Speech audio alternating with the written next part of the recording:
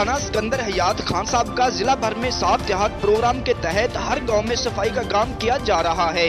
बिल्कुल इसी तरह लखो डैर ब्लेच चक नंबर 46 हल्ला मनेस और दीगर देहातों में भी सफाई हो रही है, जिसकी निगरानी मुस्लिम लीग नून के रहनुमा चौधरी इमरान भट्टी कर रहे हैं। इमरान भट्टी ने हल्ला न्यूज से गुफ्तगू करते हुए कहा कि हमने अपने लीडर ज़ली चेयरमैन राना सकंदरहैयात साहब के इस मिशन को पाया तकमील तक पहुंचाना है, ताकि जिला कसूर पंजाब भर में एक मिसाली जिला बन सके। कैमरामैन एडी के साथ जान अली जान, हल्ला न्यूज, हल्ला मनेस।